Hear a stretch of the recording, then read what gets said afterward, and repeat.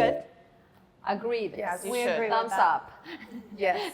Don't I collect see- rings. We agree. Yes, no, and I see this tendency sometimes from women to keep the guy just for keeping the guy because somebody's giving them attention, when you should be able to make decisions like, okay, if this is not the person for me, bye. Don't make him waste his time and don't waste your time because he can be finding the girl for him and you can be finding the man for you. Pretend you're in Bridgerton. Yeah. And you are the diamond of the season. You're the diamond of the season. I love that. Yeah, I like that. Let's Yeah. bring that back.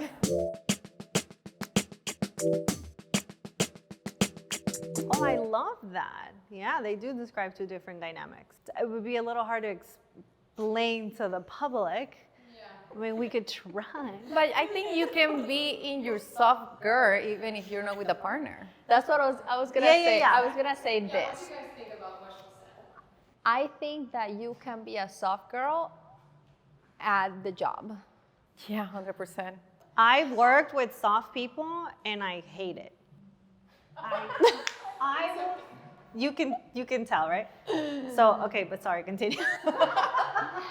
Like I know at my old job there was girls that were like really like the soft girl. That doesn't mean that they're not competent.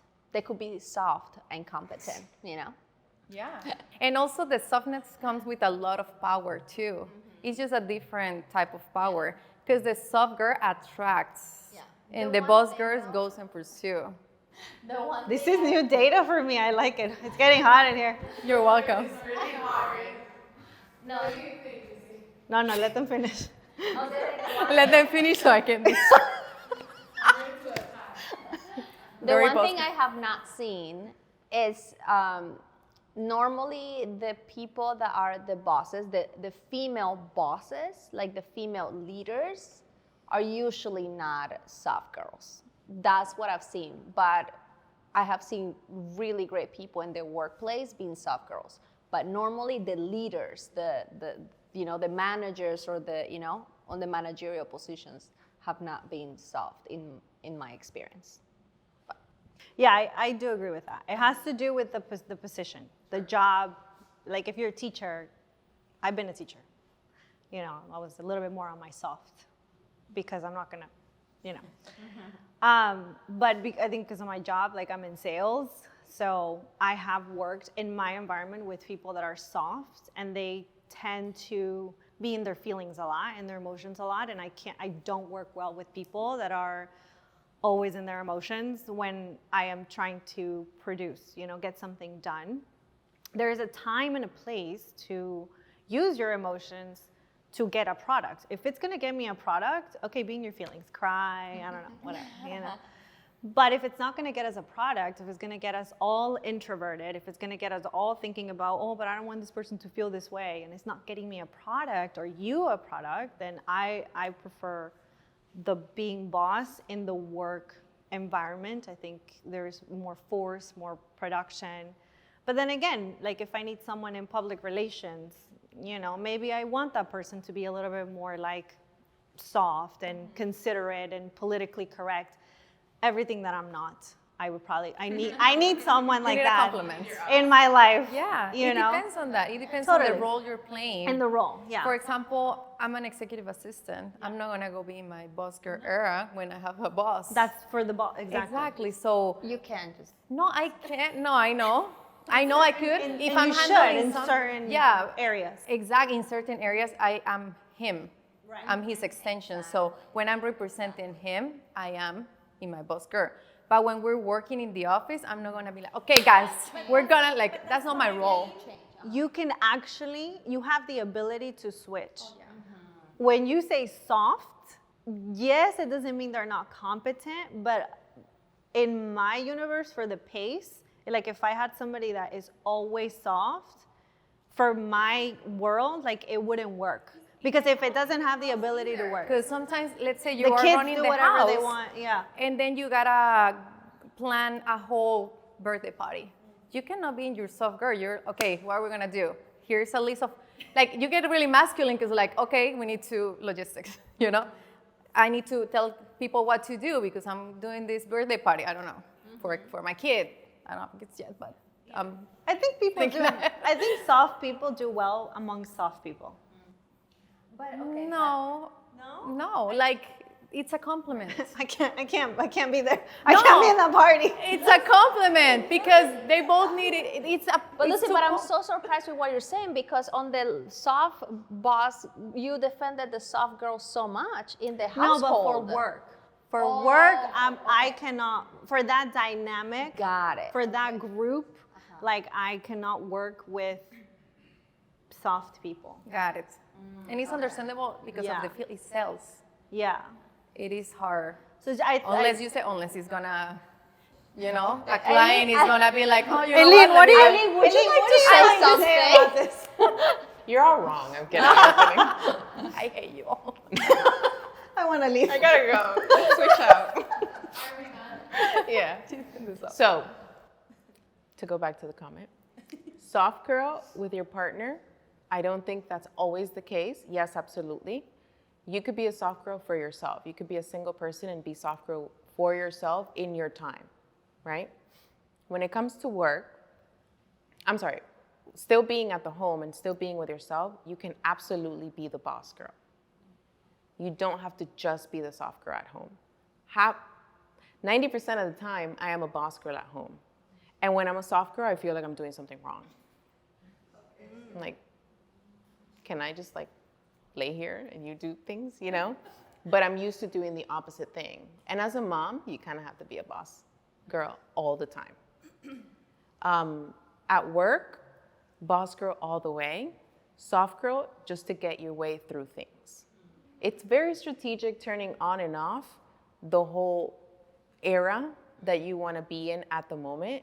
And I think that's our specialty is the fact that we can turn it on and off at all times. I love people that have the ability to do that. Yeah. Like that to me is, Because sometimes you really need to be soft because let's say you're gonna talk to a client that is really strong and you're like, let me put in my soft to receive because he probably wants to say a bunch of things and you're like, okay, I understand. Like and they're like, okay, now I wanna proceed with the transaction.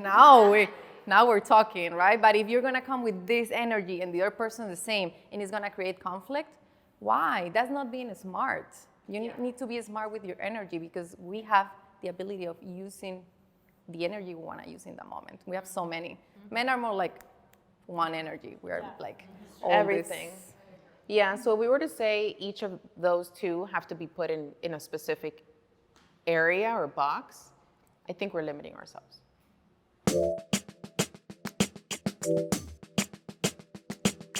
real women approve. Wait. Yes, but sometimes if it's the friendly competition, it could be fun, like as a game, not as a, Oh, well, yeah. you know? Like at home, for example, I make these fun games, you know, in which Tara and I are competing. But again, it's friendly and fun and gamey, not the real. Yeah, we have. Yeah, it's not like humiliating him. No. The man of you're not a man. No. Because sometimes people get like that. You only did 2 sessions? Yeah. No, but honestly, that's a in type your of face. relationship. Yeah. No, but all jokes aside, that can become a dynamic where the women can become very humiliating of the guy. Like, oh, that's not manly of you. Or things like that. That can become a thing too. So you gotta be like, okay, my role is, you know, I'm a woman, he's a man. So I think people have to be more educated about the roles, the real role of a And woman. in their own relationship too. Exactly. So they can play with it and not become a not healthy competition. Yeah, but in general, yes. Yes.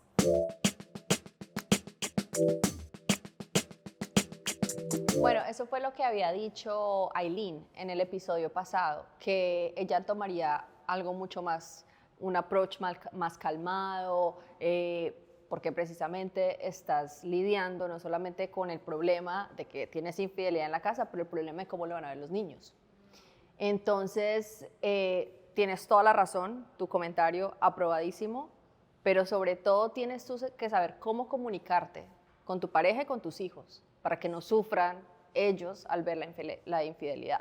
La mejor herramienta que uno tiene sea soltero, sea en pareja, tenga hijos, tenga familia o no, es la comunicación.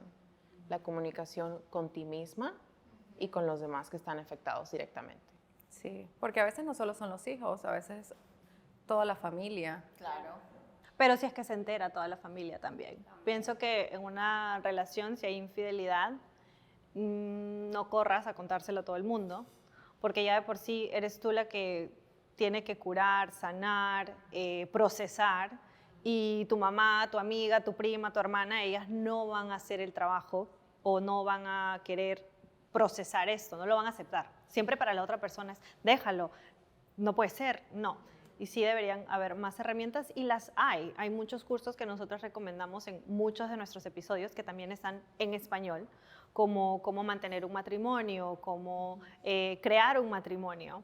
Estas cosas a veces no se enseñan, pero en realidad en esos cursos uno puede aprender y puede ver dónde fue que falló de los dos lados, porque si te engañó tu marido, te vas a sentir mejor cuando tú te des cuenta cuáles fueron algunas de las cositas que tú no hiciste o que hiciste, que quizá también empujaron a que él haga lo que haga. No quiere decir que tú tienes la culpa, pero o sea, te pones como, te empoderas, dices, ok, ¿cómo yo soy responsable de esto?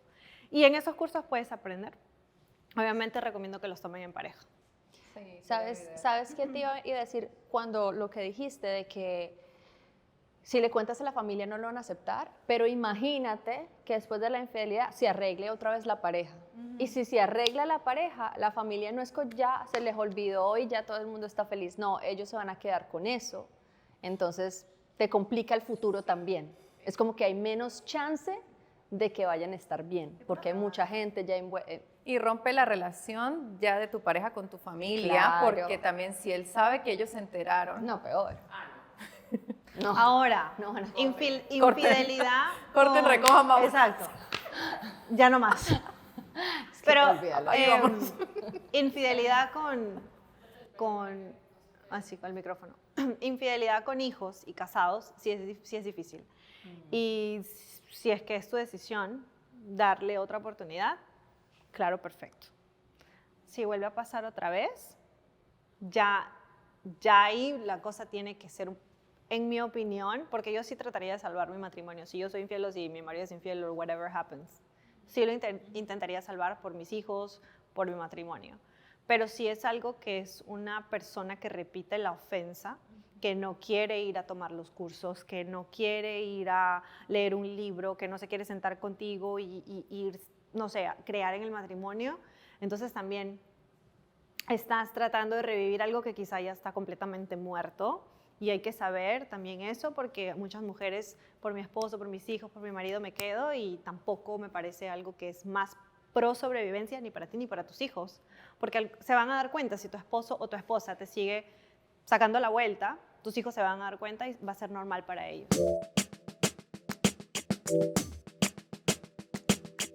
Oh, thank you. That was our first. Would it be like a Q&A? We are done. That's a wrap. Thank you. Thank you.